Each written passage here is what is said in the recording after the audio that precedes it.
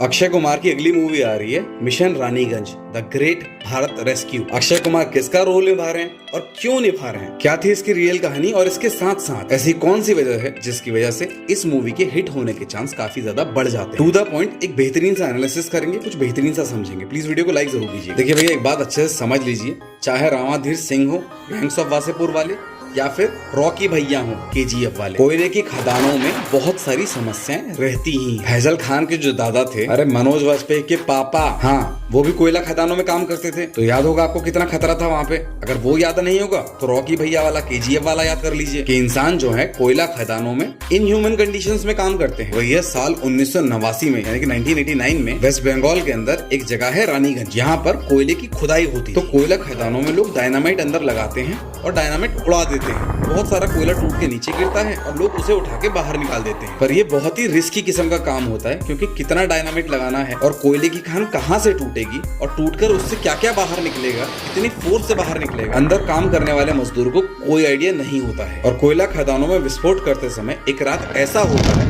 कि कोयले की खदान बाहर से ही बंद हो जाती है और जिंदा 220 लोग एक साथ उस खदान के अंदर फंस जाते हैं। अब ये 220 लोग एक साथ फंसे हुए नहीं थे, अलग अलग हिस्सों में अलग अलग संख्या में लोग फंसे हुए थे। और जब कोई भी कोयला खदान बाहर से बंद हो जाती है तो केवल ऑक्सीजन की कमी नहीं होती है, बल्कि और बहुत सारे तरीके की गैसेस बनने लगती हैं। ऐसे में अक्षय कुमार जसवंत सिंह गिल का रोल निभा रहे हैं। जसवंत सिंह गिल वो इंसान है जो उस समय माइनिंग इंजीनियर थे। कोयला खदानों को खोदने के लिए 1 या 2 टेक्निकल इंजीनियर रखे जाते ताकि कोयला खदानों में घटनाएं ना हो। और भैया, कोयला निकालने वाली कंपनीज को तो अपने प्रॉफिट से मतलब होता है, इसीलिए सारे वर्कर्स के ऊपर भयानक दबाव बना के दिन रात कोयला निकाला जाता था। और इन्हीं सब चीजों के बीच में गलती हो गई। जो माइनिंग इंजीनियर थे जसवंत सिंह गिल, वो ये बात अच्छे से जानते थे कि बाहर से कोई मदद आएगी और लोगों को बचाएगी, तब तक सारे लोगों की जान चली जाए। इसीलिए लोगों की हेल्प से उन्होंने बाहर से कोयला खदान को खोदना शुरू किया और शुरुआत में 161 लोगों को निकाल लिया। बट देखिए, कोयला खदानों के अंदर कोई सीधी रेखा में खुदाई नहीं की जाती है, क्योंकि जहाँ से कोयला निकालना आसान होता है उस दिशा से कोयला निकालना शुरू कर दिया था। इसीलिए किसी भी कोयला खदान के अंदर से अलग अलग जगहों से अलग अलग दिशाओं से खुदाई करनी शुरू की जाती है और कोयला खदानें अंदर से कुछ इस तरीके की बन जाती हैं जैसे कि कोई भूल भुलैया हो। और विस्फोट होने से क्योंकि कई सारे रास्ते बंद हो जाते हैं, तो कौन सा रास्ता तोड़कर किस जगह तक पहुंचा जा सकता है, इसके लिए कोई भी मैप अवेलेबल नहीं होता है। और क्योंकि कुछ ही घंटों के अंदर मजदूरों की हालत बहुत खराब हो जाती है, वो चलने फिरने की स्थिति में नहीं बचते, तो ऐसे में कैसे कोयला खदानों की गहराई से मजदूरों को ऊपर भेजा जाए,